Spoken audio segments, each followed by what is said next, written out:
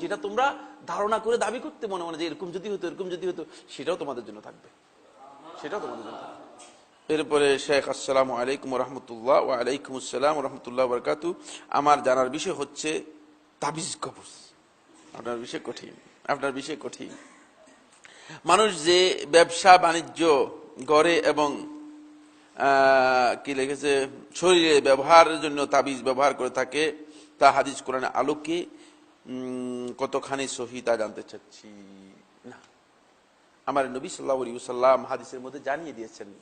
আব্দুল্লাহ ইবনে মাসউদ রাদিয়াল্লাহু তাআলা বর্ণিত সহিহ হাদিসের মধ্যে রয়েছে, মুসনাদ আহমদের মধ্যে এসেছে এবং একাধিক হাদিস গ্রন্থের মধ্যে এসেছে, ইন্নামার রুকা ওয়াত তামাইম ওয়াত তিওয়ালাতা শিরকুন।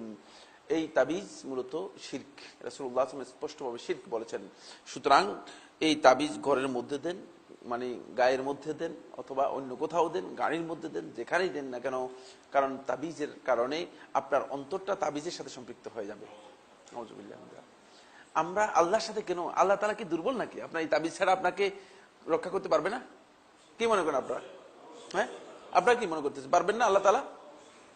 যিনি বিশ্বাস না করেন তিনি বিশ্বাস পরিবর্তন করে নেন। এখন আমার আল্লাহ রাব্বুল আলামিন দুনিয়ার সমস্ত আসবাব থেকে পূত পবিত্র, সবকিছু থেকে মুক্ত।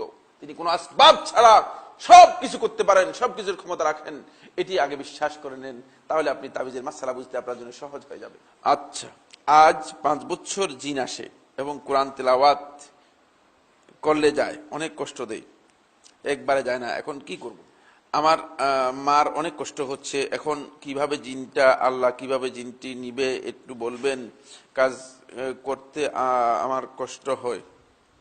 আরেকটা প্রশ্ন, আচ্ছা এটা একটা প্রশ্নের উত্তর দিই, সেটা হচ্ছে আপনি প্রতিদিন সকাল সন্ধ্যার যে আজকারগুলো আছে এগুলো কন্টিনিউ করবেন। সকাল সন্ধ্যার আজকারগুলো হিসনুল মুসলিমের মধ্যে পাবেন, জিকির ও দোয়া বইয়ের মধ্যে পাবেন, আরো এই সমস্ত আজকার ইমাম নবী রহমতুল্লাহ বইয়ের মধ্যে পাবেন। মানে যে বইয়ের মধ্যে আপনি পান সকাল সন্ধ্যার সহিহ হাদিসের মধ্যে যে দোয়াগুলো আছে সেগুলো আপনি নিয়মিত মানে কন্টিনিউ করবেন। এটা হলো প্রথম পয়েন্ট। দ্বিতীয় নম্বর পয়েন্ট হচ্ছে আপনি ঘরের মধ্যে মানে সূরা বাকারা তেলাওয়াত করবেন। 3 নম্বর পয়েন্ট হচ্ছে শোয়ার আগে মানে প্রতিদিন এবং সকাল বেলায় প্রতিদিন আয়াতুল কুরসি, নিয়মিত আয়াতুল কুরসি এবং সূরা বাকারার শেষ 2 আয়াত পড়বেন একাধারে। 1 সপ্তাহ পড়ার পরে আমি মানে বলছি যে ইনশাআল্লাহ তাআলা থাকার কথা না, আসতে পারে না, আসবে না।